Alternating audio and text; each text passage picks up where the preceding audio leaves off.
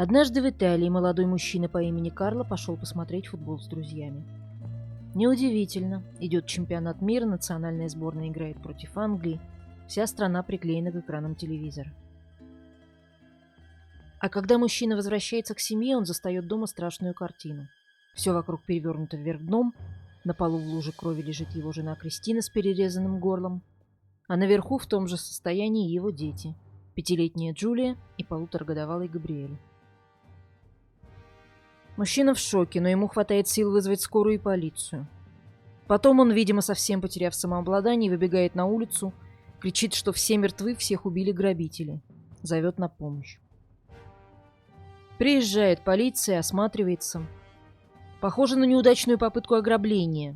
Здесь, в пригороде Милана под названием Монте-Висконти, несколько месяцев назад уже был похожий случай, но там обошлось без жертв, а тут... Очевидно, это дело рук животного, ведь только у настоящего монстра поднимется рука на совсем крошечного малыша, который и говорить-то еще не умел.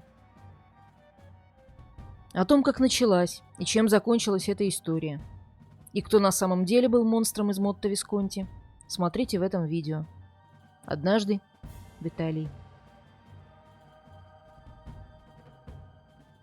Карло Лисси все считали бесхарактерным. Никогда не вступал ни в какие конфликты, никогда никому не возражал, никто даже не слышал, чтобы он хоть раз высказал свое мнение. Он родился в 1982 году в простой семье и был вторым из 2 сыновей. Вторым и по старшинству, и по значимости для родителей. Почему-то они, особенно папа, больше любили старшего. Отец, очень требовательный, авторитарный и жесткий, всегда чрезмерно давил на сына, внушая мальчику настоящий благоговейный страх и впадая в ярость при малейшем возражении, так что Карло ничего не оставалось делать, кроме как научиться не возражать. Все в его жизни строилось по указке отца. Чтобы быть хорошим сыном, которым я мог бы гордиться, ты должен делать все, что я говорю, и должен преуспевать во всем, что я тебе приказываю делать. Вот главное наставление, которое получил Карло. Кто-то в такой ситуации бунтует, кто-то бежит, а Карло приспособился. Приспособился и никогда не осмеливался пытаться настоять на своем. Даже в подростковом возрасте, когда большинство его сверстников начинают бунтовать против родителей, Карло так и остался хорошим послушным мальчиком, единственное желание которого — соответствовать ожиданиям отца. И не только отца, но и общества в целом. Он никогда по-настоящему не был самим собой, научившись всегда лишь изображать то, чего от него хотели другие. Карло хотел изучать философию, ему нравились гуманитарные науки. Но отец не считал это достойной профессией и посоветовал заняться экономикой, чтобы в будущем принимать на себя ответственность и без проблем содержать семью. Карло не хотел ни семьи, ни ответственности. Но даже если осознавал это, то никогда не считал для себя возможным заявить, что собирается жить без них. Ведь ни общество, ни папа не одобрили бы. А Карло очень хочет, чтобы его одобряли. Лучше, конечно, чтобы восхищались. Может показаться, что Карло все делает ради удобства других, но на самом деле исключительно ради своего собственного. Ему плевать на чувства этих других. Важны только оценки, которые они ему выставляют. Важно не то, доволен ли папа, а то, доволен ли папа им, Карло. Он не переносит, когда на него кто-то сердится, а потому терпеть не может конфликтов, боится их до паники и всячески избегает. Не имея решимости и уверенности, чтобы вести дебаты, он позволяет подавить себя любому, так что предпочитает сдаваться сразу, по крайней мере тогда потери для самооценки будут меньше. А ведь нужна немалая смелость, чтобы мужчине заявить: «Мне не интересно добиваться успеха в жизни и иметь много денег. Я просто хочу заниматься тем, что меня увлекает». Открыто признаться в том, что вовсе не жаждешь создавать семью, а хотел бы всю жизнь тусить по дискотекам, значит вызвать неодобрение множества людей. А Карло, как мы уже сказали, этого не выносит и готов наизнанку вывернуться, лишь бы соответствовать всем принятым стандартам. Поэтому он очень много занимается своим внешним видом. Одет с иголочки, волосы уложены. Для идеальной формы регулярно ходит в спортзал. Он привык думать не о том, чего хочет, а о том, как будет лучше выглядеть в глазах все того же общества. Экономика престижнее философии, значит, неважно, к чему лежит душа. Образование он получает не для удовольствия, а чтобы гордиться. Потерять себя очень легко. Карло так привык соответствовать ожиданиям, что не только не имеет своего мнения, но уже даже не в состоянии понять, какие эмоции испытывает. Ему так хочется, чтобы его видели позитивным и счастливым, что он натягивает на себя эту маску. Если нужно быть довольным, я доволен. Если вокруг смеются, я тоже смеюсь. Если есть сомнения, смотрю на других и действую, как они. Карло Лисси, как вода, принимает форму любого сосуда, в который налито. И все это, чтобы ему было комфортно и спокойно. Вот только возможно ли достичь комфорта и покоя таким способом? Сам себе жертва, сам себе нарцисс. У многих людей жесткие родители, многие подстраиваются под среду, в которой живут. Но многие ли настолько сжимают себя в пружину, как это сделал Карло Лисси?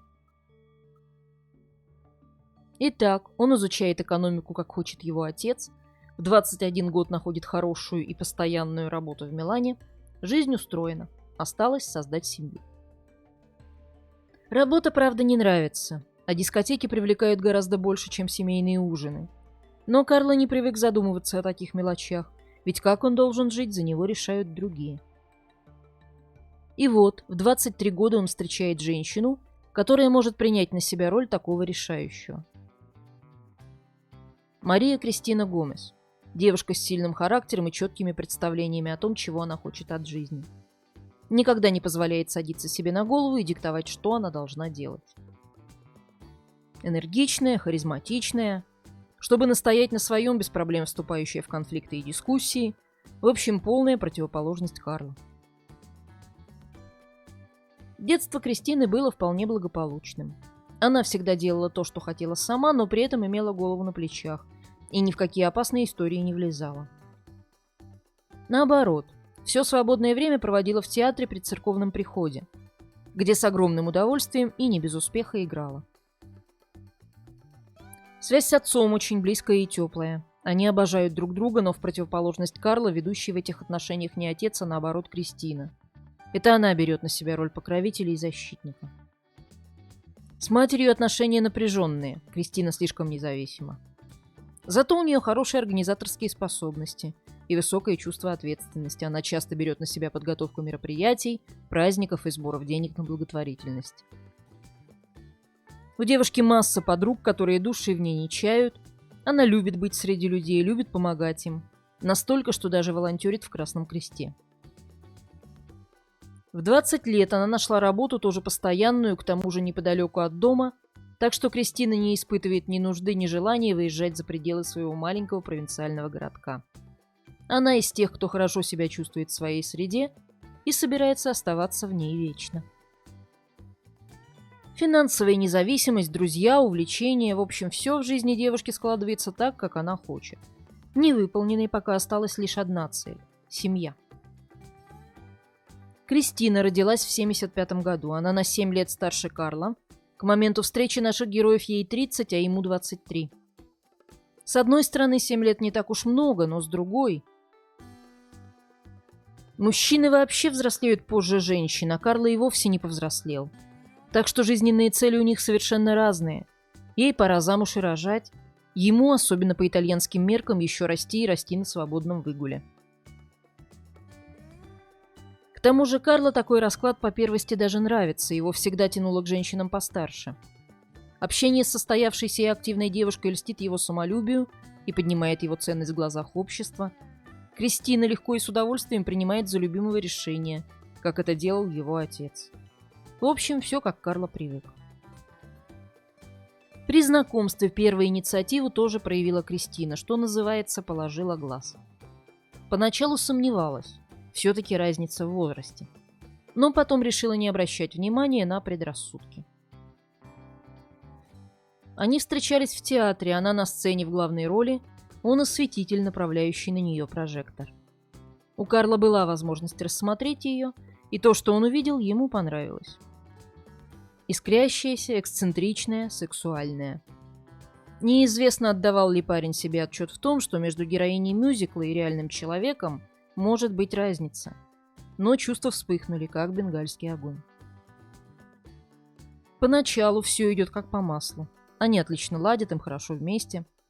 Да и со стороны выглядят идеальной парой безо всяких проблем, у которой впереди светлое будущее из рекламного ролика с виллой в респектабельном пригороде и хорошенькими ребятишками. С будущим решили не затягивать и всего через пару месяцев знакомства начали жить вместе. Родители Кристины в восторге не были, разница в возрасте их смущала. Но, с одной стороны, Карло сумел произвести на них впечатление хоть и неопытного, но приличного парня с серьезными намерениями. С другой, они прекрасно понимали, что Кристина все равно поступит так, как решит сама. Ну а родители Карла были в полном восторге. Сын нашел порядочную девушку с финансовой стабильностью и головой на плечах. Остепенится, пойдут внуки. Задаваться вопросом, какие планы у самого сына, они не привыкли. Зато папа помог молодым найти и снять дом для совместной счастливой жизни. В общем, все идет в полном соответствии с планами Кристины. А вот Карло... После первого фейерверка эмоций, когда он искренне верил, что нашел женщину своей мечты, наступает разочарование и охлаждение. Только сказать о том, что все кончено, он, как обычно, не смог, продолжая двигаться по инерции. Так что, когда однажды Кристина сказала: «Милый, давай поженимся», Карло не нашел лучшего ответа, чем «ну, если это то, что ты хочешь». Кристину недостаток энтузиазма у жениха не напугал. Ее собственного хватило бы не то что на двоих, на 10. И она развела бурную деятельность по подготовке к свадьбе. Платье, приглашение, церемония, ресторан. С ее организаторским талантом и желанием построить семью все эти хлопоты были в радость. Ну а Карло послушно шел у нее на поводу. Как привык это делать всегда, все глубже и глубже увязая в отношениях, которыми тяготился, но из которых даже не пытался выскочить. А впрочем, одна попытка, хоть и слабенькая, все же была. Как-то раз за неделю до свадьбы субботним вечером Кристина отправилась на смену в Красный Крест, а Карло на дискотеку. С кучей друзей и ровесников, раздолбаев и тусовщиков. Вечер удался. Девушки обращают внимание, друзья подзуживают. Смотри, смотри, какая. Последний раз смотри, женишься нельзя будет. А вот это сама на тебя вешается. Но тебе нельзя, ты дурак, женишься. Хуже всего, что в глубине души Карло думает так же, но не с его характером сбегать из-под венца, когда уже все готово. И, видимо, подсознательно надеясь, что Кристина не простит измены, он цепляет на дискотеке девчонку из своего же крошечного городка, где все друг друга знают. А утром, снова встретившись за завтраком с невестой, собирает все, что у него выросло вместо смелости, рассказывает о том, что произошло, и, наконец, выдавливает из себя. Они расстаются, и свадьбы не будет. Реакцию Кристины легко себе представить, но все ее крики, вопросы и упреки повисают в воздухе. От Карла невозможно добиться ни объяснений, ни ответов. Он только молча жует печенье, словно пытаясь спрятаться от ситуации в домик и свести конфликт к минимуму. Ему это даже удается. Отчаявшись добиться хоть какого-то диалога, взбешенная Кристина хлопает дверью и уходит к родителям. А Карло думает 2 дня и идет к ней с повинной. Извиняется перед всеми, жалуется на то, что это друзья задурили ему голову. История умалчивает, почему Карло вернулся на самом деле. Самому ему оказалось слишком некомфортно в роли плохого мальчика, сбежавшего со свадьбы, или папа вправил мозги на нужное ему место. Родители Кристины, у которых она единственная дочь, напротив, готовы были все отменить, не считаясь с расходами. Мать уговаривала девушку, что она легко найдет себе другого жениха. Тщетно, уже примерившую свадебный наряд невесту было не остановить. 1 сентября 2007 года, как было намечено, свадьба состоялась. Началась семейная жизнь, опять как на картинке из глянцевого журнала. Любящий и внимательный муж никогда не забывает позаботиться о жене, благодарная жена никогда не забывает поделиться своим счастьем в Фейсбуке. И хотя Карло тошнит и от Кристины, и от этой идеальной глянцевой жизни, он, как и всегда, не позволяет себе показать свои истинные чувства. Через 2 года после свадьбы, точно по проекту Кристины, у пары рождается дочь Джулия. И Карло натягивает на себя еще одну маску хорошего отца. Он много играет с дочерью, в основном, правда, когда на него смотрят. При этом никогда не обнимает и не целует ее, что для любвеобильных итальянцев кажется несколько странным. Но за исключением этой детали все выглядит просто прекрасно. Кристина счастлива, родители довольны, друзья завидуют. Ну а Карло тоже нашел способ урвать себе немножечко радости, правда, за пределами этого семейного рая. Он начинает вести двойную жизнь.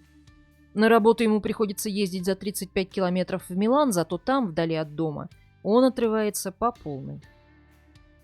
Это в Монте-Висконти нужно носить маску примерного мужа и отца. А в большом городе можно примерить на себя гораздо более привлекательную личину – героя-любовника грозы девчонок. Он заводит однодневные интрижки и продолжительные романы, в том числе на работе. Правда, все всегда исключительно несерьезно. Едва очередная любовница начинает заявлять о своих правах и выставлять какие-то требования, Карло мгновенно исчезает с ее горизонта. И все идет прекрасно, не дать не взять иллюстрация к поговорке про хороший левак, укрепляющий брак. Правда, об одной из интрижек Карло Кристина узнала. Казалось бы, сильнейший удар для союза, но и тут был найден выход. Дабы упрочить семейные связи, пара, то есть, конечно же, опять Кристина, решает завести второго ребенка. В 2013-м у них рождается сын Габриэля. Жизнь опять встает в наезженную колею, брак кажется железобетонным, и нет никаких оснований предполагать, что это может измениться. Ведь всех все устраивает. Кристина твердой рукой правит в светлое будущее, бесхарактерный Карло послушно играет роль хорошего мужа, в глазах общества они идеальная семья. На самом деле Карло задыхается в этой картинке из рекламы печенья к завтраку, но он не из тех, кто согласен потерять лицо идеального мужчины из этой рекламы. Он не был уверен, что хочет жениться, он знает, что не хочет быть женат, но продолжает жить так, как хотят другие, тяготится этой жизнью, но не хочет идти на конфликт, чтобы что-то изменить. Кристина, женщина, которая, по его же словам, была в доме той, кто носит брюки, больше не возбуждает его. Но Карло продолжает играть роль нежного, любящего и счастливого мужа, предпочитая отрываться на стороне тайком. Он словно в замкнутом круге. Монотонная жизнь, сведенная к куче одинаковых обязательств и слишком большой ответственности. И никакого, абсолютно никакого просвета впереди. А потом появилась она. В офис, где работает Карло, пришла новая девушка, молодая, очень привлекательная и веселая, по имени Мария. У нее, правда, есть парень, но кого когда это останавливало? Повышенное внимание к ней со стороны Карло заметили даже коллеги, хотя, пожалуй, повышенное внимание не то слово. Правильнее было бы сказать одержимость. Карло влюбляется без памяти. Сам он будет потом рассказывать об этом отстраненно, холодно и без эмоций, почти как безумный. Я был одержим Марией. Я познакомился с ней в марте. У нас было много общего, мы разделяли страсть к мотоциклам. Мы начали разговаривать, вместе обедали. Наше взаимопонимание росло. У нас никогда не было секса. У нее были отношения, и она сказала, что не будет изменять партнеру. Но я поверил, что она моя настоящая любовь. Я начал думать о расставании и узнавал о возможности быстрого развода. Спросил 2 коллег, один сказал, что ему пришлось пойти на некоторые финансовые жертвы, и что он потерял привязанность детей по вине бывшей жены. У меня было много мыслей, но моей целью была Мария. Я готов был терпеть одиночество какое-то время, ожидая ее, лишь бы знать, что когда-то дождусь. Я думал о ней каждую свободную минуту. Не знаю, влюблялись ли вы когда-нибудь до безумия. Я чувствовал, как желудок переворачивается. Всегда ждал встречи с ней и думал о ней постоянно. Я хотел развода, но был будто парализован. Беспокоился о мнении моих родителей и ее родственников. Терзался страхом конфликта, в котором пострадали бы отношения с детьми. Я считал себя хорошим отцом и плохим мужем.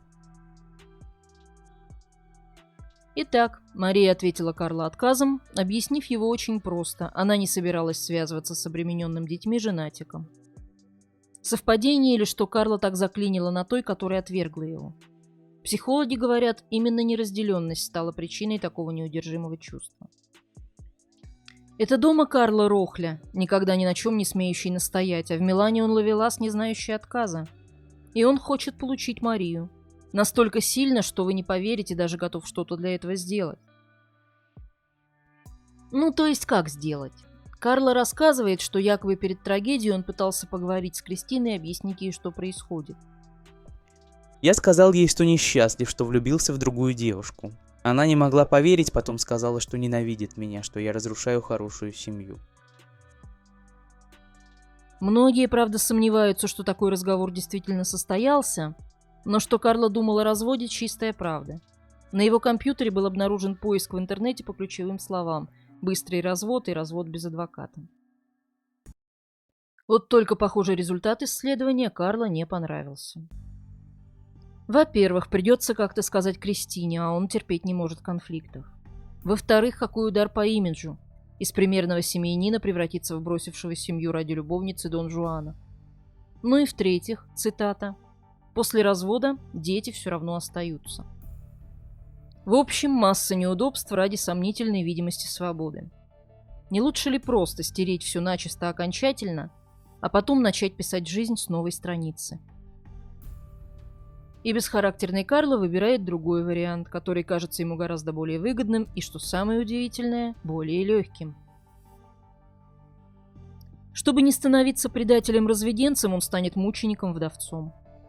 Чтобы не вести тяжелых разговоров с женой, он легко убьет ее. Чтобы не слыть плохим отцом, он станет отцом несчастным. План был хорош, оставалось только доиграть его до конца. И вот наступает суббота, 14 июня 2014 года. День выбран прежде всего потому, что все соседи были бы заняты просмотром матча чемпионата мира по футболу. Играли итальянцы с англичанами. Как и положено образцовому семьянину, день Карло проводит с женой и детьми. Сначала они все вместе отправляются в парк развлечений, потом в торговый центр за покупками. Всем улыбаются, со всеми раскланиваются. Ни у кого и мысли не возникает, что в этой прекрасной семье хоть что-нибудь может идти не так. Вечером Кристина готовит ужин, а Карло договаривается с друзьями посмотреть футбол дома у одного из них. Из-за разницы во времени матч идет в эфир около полуночи, есть время поиграть с детьми. После ужина вдвоем с женой они укладывают детей спать. 5-летнюю Джулию в свою комнату, а 1,5-годовалого Габриэля в кровать родительской спальни, чтобы позже переложить его в детскую кроватку. Когда дети засыпают, на диване в гостиной Карло нежно обнимает Кристину, целует, шепчет ей ласковые слова. Пара занимается сексом. А потом в 22:40 он встает с дивана, натягивает трусы и, сказав жене, что пошел одеваться, отправляется на кухню и берет там нож. После того, как мы с женой занимались любовью на диване, я пошел на кухню. Я был в трусах. Проклятые трусы. Я взял из ящика кухонный нож с гладким лезвием и коричневой ручкой. Большой нож, не такой, что используется для еды. Вернулся в гостиную, моя жена сидела на диване и смотрела телевизор. Сзади я ударил ее, кажется, в горло. Она вскочила и хотела убежать через входную дверь, но я догнал ее и затащил обратно. Я ударил снова в область шеи, если не ошибаюсь, спереди. В этот момент она попыталась отнять у меня нож, схватив мою правую руку, чтобы освободиться от захвата. Я ударил ее по лицу кулаком. Она отчаянно плакала, кричала, но я не мог остановиться. Потом он повалил ее на пол и еще 4-5 раз ударил ножом в грудь и живот. Пока могла, умирающая женщина кричала одно – «Почему?».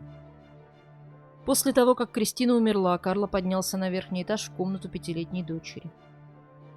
Я решил завершить катастрофу с детьми и с собой. Поднялся в детскую и сделал то, что сделал. Зашел в комнату Джулии. Дверь была открыта, но она спала. Ничего не слышала, лежала на спине. Помню только, что нанес ей удар ножом в горло после того, как дернул ее. Она повернулась на бок и так осталась. Она ничего не сказала. Потом настала очередь маленького Габриэля. В тот момент я не хотел, чтобы они страдали без отца и матери, потому что слишком сильно любил их. Но я не могу объяснить даже себе. В доме мертвая тишина. Карла в одних трусах разбрасывает все в детской игровой, мебель, ящики, игрушки, которые им больше не понадобятся. Наконец-то сбылось его настоящее желание. Он свободен. Побросав на пол вещи, имитируя ограбление, Карл отправился в душ. То ли по забывчивости, то ли чтобы предъявить следователям доказательства счастливой семейной жизни. Помывшись, Карло надел те же трусы, в которых был. А затем оделся и, как договаривались, отправился смотреть футбол с друзьями.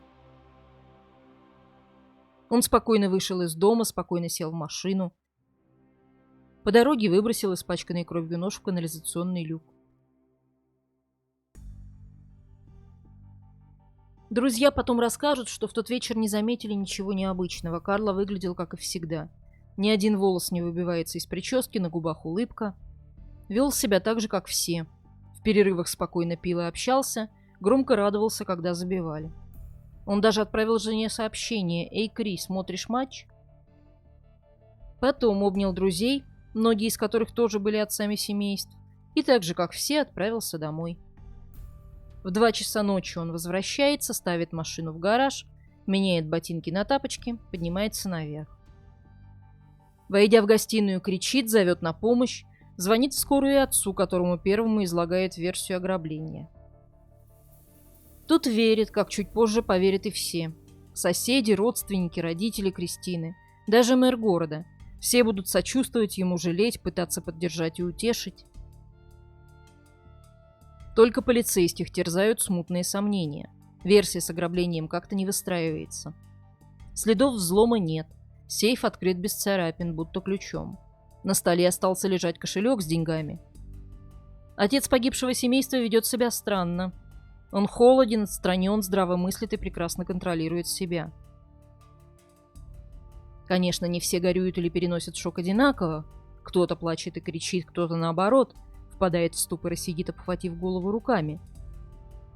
Но работа следователей наблюдать, и они не могут не заметить, как Карло Лисси упорно и безуспешно старается выжать слезы из сухих глаз.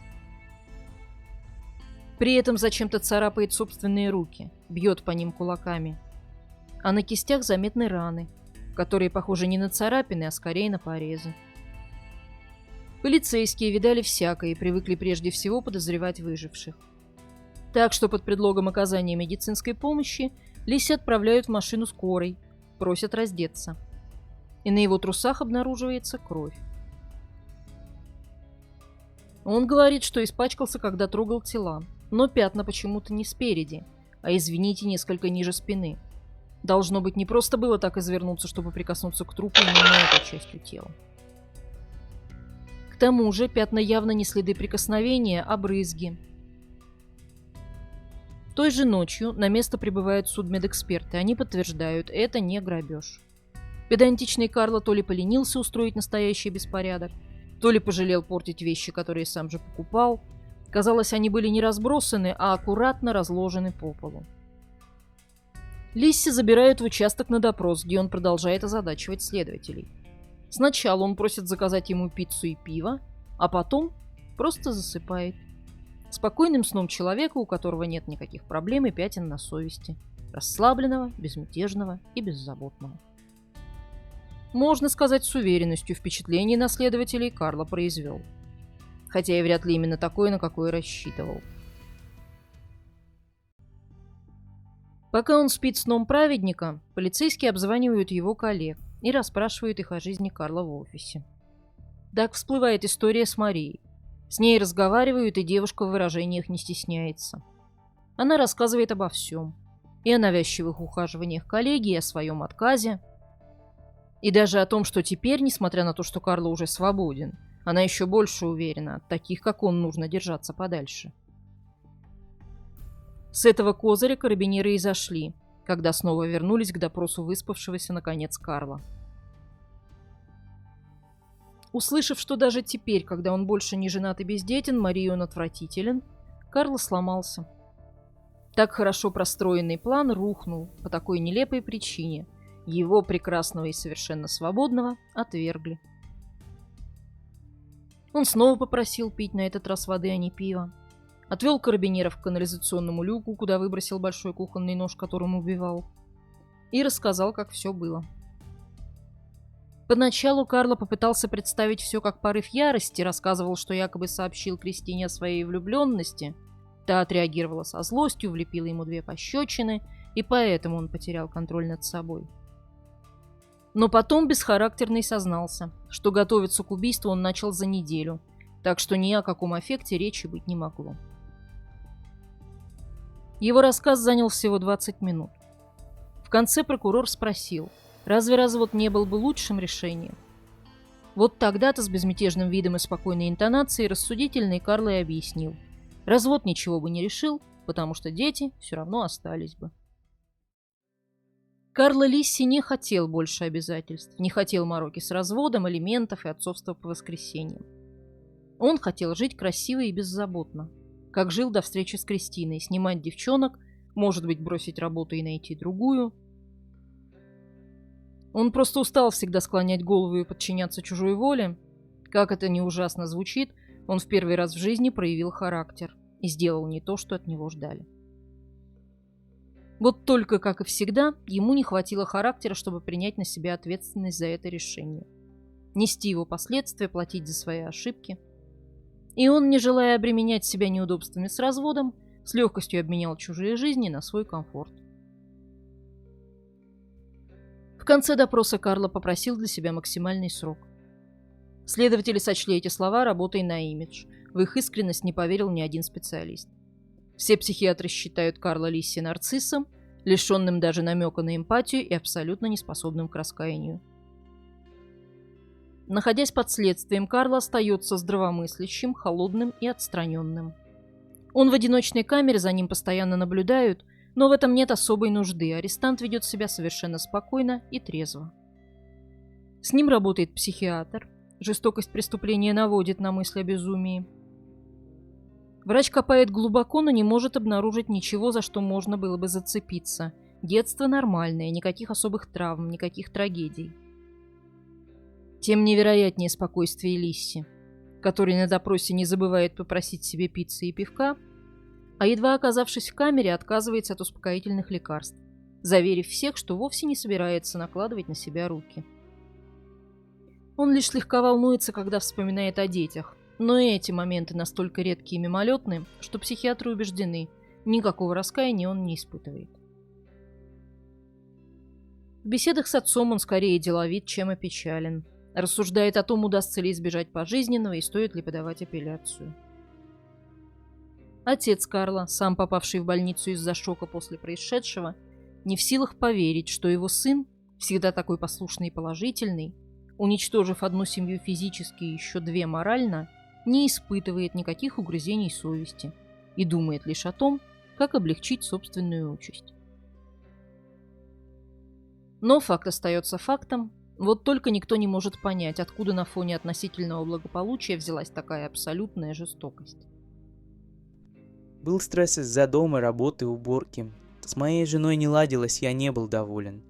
Я думал о разводе, но у меня не было смелости попросить об этом, и я решил избавиться от нее таким образом. Реакция, по мнению психиатра, аномальная, абсурдная, но реакция здорового человека. Да, Лисси манипулятор.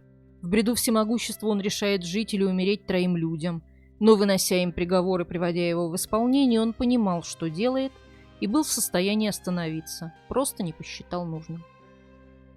Он уничтожил семью, находясь в здравом уме, в трезвой памяти стер начисто свою прежнюю жизнь и, ничтоже сумняшися, попытался обмануть всех, инсценировав ограбление.